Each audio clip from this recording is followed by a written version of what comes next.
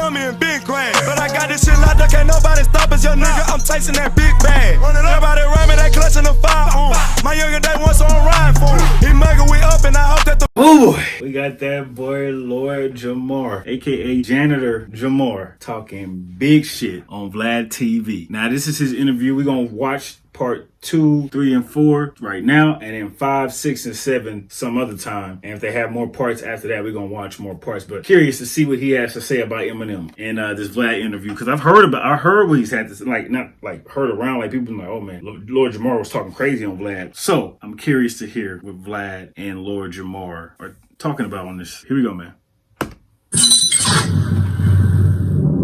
Well, let's get into what's happening right now. So, Eminem mentioned you on his new album again. Yes. Made a whole song about me. Stepdad. Yeah, a lot of that verse was about you. I haven't heard Stepdad. Looking forward to hear it, but, you know, whatever. No, the whole song, Stepdad. You didn't hear Stepdad? Hey, my stepdad. You didn't hear that one? That song is about you. Yeah. Ain't it? I mean, I don't think so. Okay, this guy got his dick in my mom. Ain't he talking about me? No? I thought Stepdad's the one he's talking about me, no? Nah, it's a few of them. Not that I'm aware of. I will. Which song you talking about? I will. Hold on. And the one we had a little verse about me? Nah, that ain't as good as the Stepdad. Stepdad is banging. Hey, my stepdad. Woo, that shit rocks. Wow. And that's a whole song about me. Why would you just cling on to the little verse? I don't get it. You think that the song I'm talking about is I Will. Yeah, I will. I told you, I will. Yeah, I know what Janitor Jamar. Featuring I thought Stepdad was much better. Really? He said, I'm a ticking time bomb. I'll call this motherfucker who sticks his dick in my mom. Mm-hmm. Holy shit. All right, go ahead. You want to talk about the other song. All right, go ahead.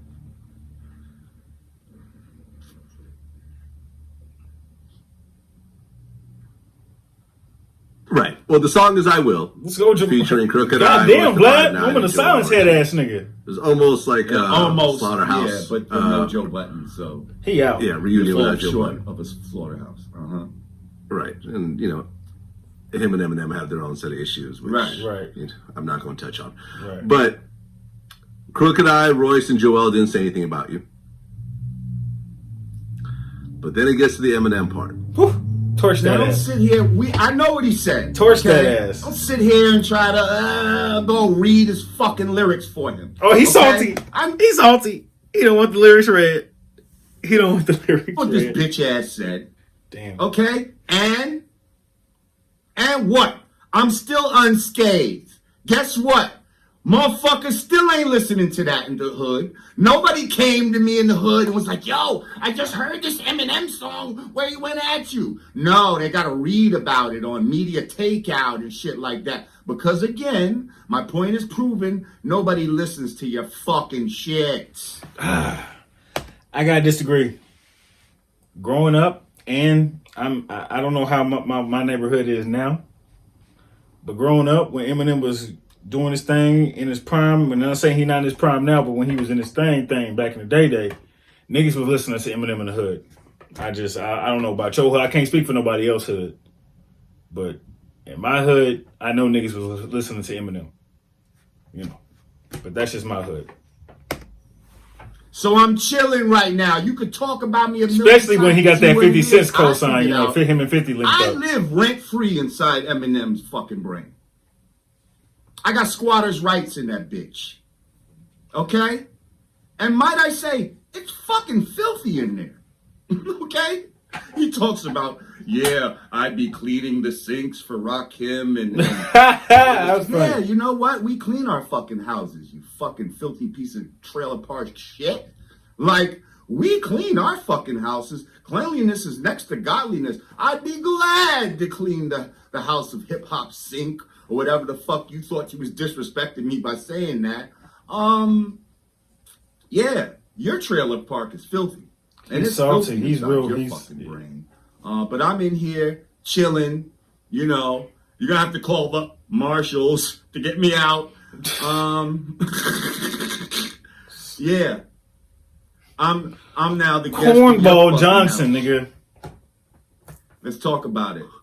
Well, I always find it funny when people say this part where they say, he says your group was off the chain, but you're the weakest link. Right. That was heat.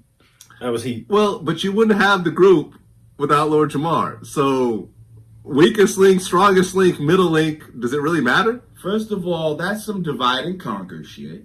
Okay, because he wants to try to be able to separate me from my group. You see what I'm saying? From the greatness that is a collective. Okay, like I'm not even gonna get into the science of what we all add to it, but trust me, I'm nobody's weakest link. You know what I mean? Like it is very much my energy and my vibration of why motherfuckers even like Brand Nubian in the first fucking place. That's like calling Dr. Dre the weakest. I can't. And he about to compare himself to Dr. Dre. Please don't do that. But I've never heard a rap song from Lord Jamar. I just haven't. I just have not. I don't know who's in Brand Nubian. It's a lot of hip hop, and that's just probably something I didn't journey into. So, but he's salty. NWA. Like everybody else, well, I would say besides Eazy-E, but Eazy-E had a certain personality about him where everybody else were like considered more solo rappers. You understand what I'm saying? Well, yeah. I mean, you could say that Dr. Dre was the weakest rapper in NWA. Right, but what Now, he was the producer. NWA as a whole. Now, he was a producer, he was of the course, weakest and rapper, musically but- what he brought Right. is no one can touch that. Sexually, musically, all of that. You understand what I'm saying? No. So Yeah. the fact that I don't, we came at a time where motherfuckers just did their job, and a lot of times motherfuckers wasn't trying to like, oh, look, I did this and I did that, and you know what I mean? That shit would say produced by Brand Nubian or whatever the case may be. You understand what I'm saying? But if you were in the studio and you really know what the fuck is, you know who the real fucking players are, who the ones that are really steering the ship and helping to mold this shit to turn it into fucking the great shit that it is. So I'm not gonna sit here and try to prove my worth to any motherfuckers know what the fuck I do. Weakest link. Like, come on, man. Get the fuck out of here with that. He did torch your ass though. And to be fair, after Grand Puba left the group, Speak on it, y'all. you guys continue to put out great albums.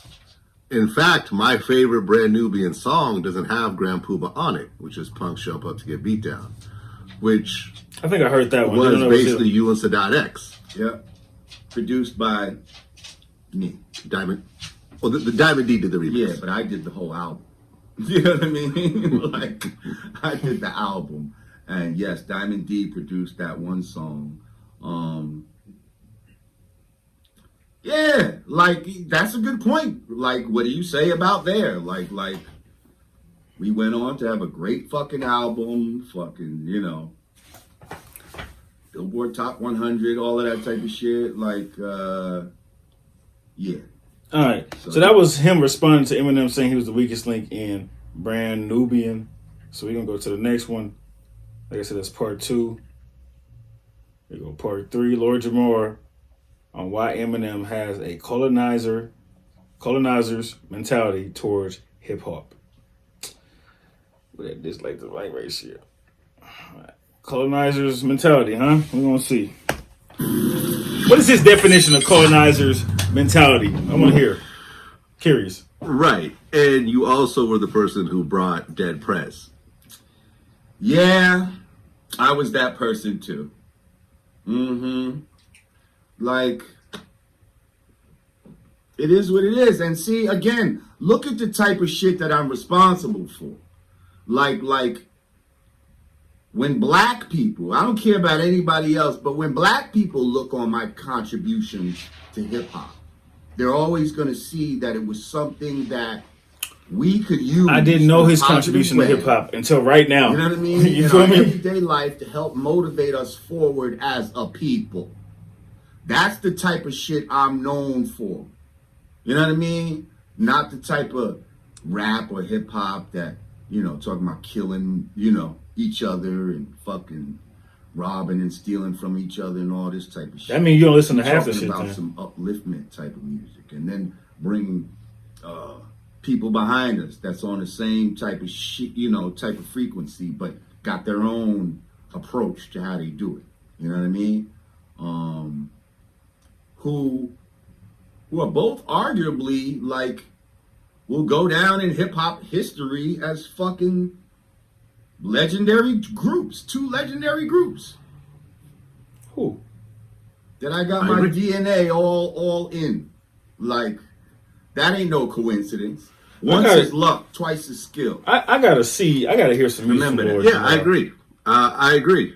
And at the end of the day, calling you a never been and whatever else is just sort of silly because clearly he knows who you are. And clearly he says the group is off the chain. Right. And you are a permanent part of that group. Right. He knows that when Punks was out, that motherfucker stood there and said, Lord Jamar will live long. He said that line. I know he did. Everybody in his fucking crew said it before. I don't care if you don't know any other line. You know that line, motherfucker. And you said it before. You could take it back now because you mad or whatever the case may be because... Lord Jamar, if I'm not mistaken, you were mad first. You know, I think you were mad first. If I'm not mistaken, let me know in the comment section who was upset with who first. Who got at who first? I kept it real and real. And, you know, it still doesn't take away from what the fuck I said. Like, what I said about you is still holds weight. It's still fucking as valid as ever. You know, you can na all you want. Like, you know, like he sounds like one of these dudes that just pulling shit out his ass now because he's mad and he just, you know. Nah, no, he don't. You ninny head. No, you don't. You ugly face. You know, like, you could be the most handsome motherfucker in the world, but he'll call What you. is this you know, nigga Lord ugly Jamar face. talking about, bro? This shit is obviously calculated bars, nigga. Well, I mean, the whole thing about, you know, claiming rap when it's not yours, like, and this is something that I just don't understand why he's so stuck on this. Like, Right. Out of all the things I've said about him, why is he stuck on the guest shit? Is that what you were about to say? yeah, Because he has the mentality of a colonizer. And a colonizer is not happy with just existing somewhere. A colonizer feels like they have to, I came, I saw, I conquered. I fucking now own every fucking thing that I come in contact with. See, this could have been... But he doesn't act like that. Eminem, he says his rap, he goes at it. He bar for bar, he rips niggas. He ends niggas' career. He never just comes up and says, oh yeah, hip hop is mine. Nobody else in hip hop, this is mine. I'm taking over everything. No, he doesn't come out and say that. He might do that with his actions, but he never comes out and says, oh yeah, I'm taking over everything. Hip hop is mine. Y'all, hip hop is nothing without me. No. Long time ago, had he done what you did and said, you know what, Jamar? You're right. I do feel like a guest in hip hop. This would have been over a long fucking time ago. Now, am I a guest who adds this and that, blah, blah, blah, blah, blah? Am I a guest who studied this shit so, you know, better than some of the fucking architects? Maybe. You mad because he didn't agree with you? I'm still a fucking guest. You sound But like a young his ego nigga. wouldn't allow him to do He sound that. like a young nigga. And You all mad the because he didn't fucking agree with shit, you? You know, I guess that I said, you know, because other people come with other shit, because it starts benign. I'll say, hey, my only thing is, you know, he's not the GOAT. But then people keep prying at me, and then I'll say little shit that seems like I'm jabbing at him when I talk about his irritating fucking voice and his fucking goofy ass delivery and fucking his fucking goofy ass subject matter and shit like that. But when it comes to being a His rapper, goofy putting delivery words and together, goofy he does subject that matter. very well. I've said that a million times. Like, I don't know how many times, more times I can say it. But his subject matter is goofy, And it ain't no shit that most motherfuckers like me resonate with. Now, is there exceptions to every rule? Sure. You know what I mean? Like, is there some live motherfuckers that like Eminem? Probably. But that's abnormal. You know what I mean? That's abnormal. How is it abnormal? That's what I'm saying. Niggas in hip hop, it's funny when niggas speak for everybody. He act like he's speaking for the entire hip hop community, the entire black race. Nigga sound like a clown, honestly, bro. You know, normally we don't like goofy shit like that. It is what it is. Normally we don't like goofy shit. Have you seen rap the past 4 years? Since the end of 2015? You don't like goofy shit. Come on, bro. That's all it is right now is goofy shit. All right, we're gonna look at the last one for today, part 4. It's a short one. Lord Jamar calls Eminem's new album trash. Thinks Stepdad is about him. Part 4. Here we go.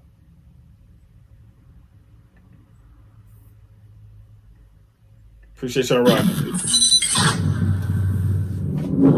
Well, I've always been an Eminem fan. I've said this plenty of times. But that makes sense. You're supposed to be. It was made for you. It was made for me. It was. And I'll say that Kamikaze was a strong album. This new album, I'm not really feeling. Exactly. And it that's was what's so very funny.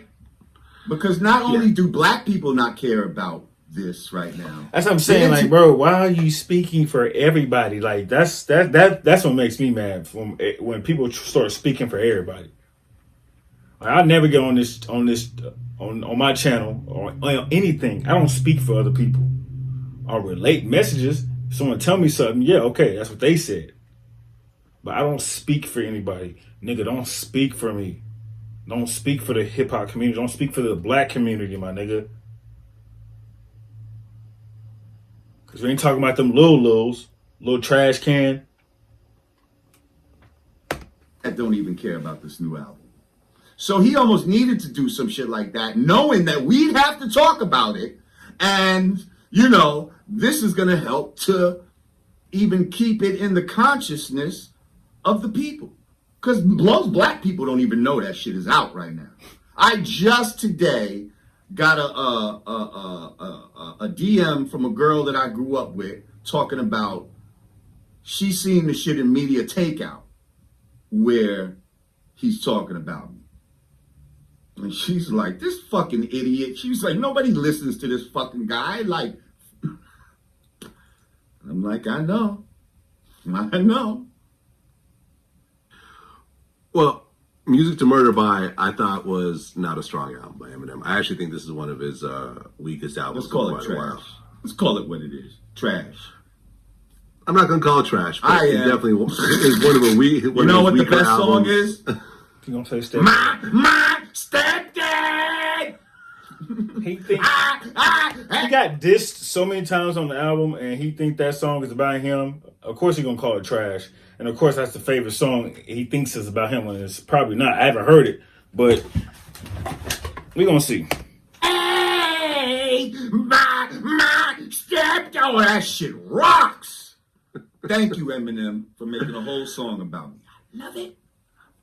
Well, something I've said that kind of pissed off a lot of Eminem fans, you know, it got hundreds of retweets and a bunch of, hate tweets and so forth, was I said that the second song of the album, Unaccommodating, featuring Young MA, I said that Young MA out-rapped Eminem on that song. You know, I heard a little bit of that song. I think she did. Which is fucking hilarious. First of all, do you remember when it was like a really big thing for somebody to do a song with Eminem? Like it seemed like it was out of reach for a lot of people. Like, you could have been popular, but the hopes of you doing a song with Eminem was like, nah. You know what I mean? Like, because he was just so... He's making himself more reachable. He's doing that. Because he owns himself. He does it on his time. Now it's like he did a joint with Fresher. He did a joint with Young MA. It just seems like the threshold is not as high as it used to be. Huh? He's on the threshold, so he can do a song with whoever he wants to do a song with, just like Jay-Z, just like anybody that's that caliber of an artist and been in the game that long. They can do a song with whoever they want because they have that notoriety, they have that respect. And they can do a song with nobody for years. And if they hear a song they like, and if they want to hop on it with somebody's gonna say yeah, because the respect, the commitment, and the accolades. Unlike you, when niggas gonna be like, who are you? Let me hear what you have to. Oh, this back in the day. Oh, we didn't know that. I mean, Juice WRLD is on the album. There's a lot of different people. He seems like a lot of desperate attempts to try to deal with people that he feels is relevant right now. Let me fucking latch on to what's popular and try to make that popular for me. Who? But I don't see. Who? He had Q-Tip, Black Thought, and Slaughterhouse. You think them niggas is world known? I mean, Black Thought is on the album. Exactly. Kind of a cool song. Exactly. Yeah. You It's kind don't of say Black nothing Thought, about that. Q-Tip on it, along with Royce and Denon. I ain't hear Exactly. That's how you know he ain't heard the album. He just said, I ain't heard that. How you gonna call the album trash and hear it? Black Thought did his thing on it. I can't listen to a whole Eminem album. I'm sorry. I just can't do it. But what you called the album trash, but you ain't heard it. But that Stepdad, boy. Woo! That's my... This nigga's a cluck, bro. All right, bro. We gonna watch the other 3 parts. Y'all let me know what y'all think. I express when I could and when I can. It's your boy OTC, bro. This is Root Reviews. That was Lord Jamar VLADTV interviews part 2, 3, and 4. And I will see you when I see you.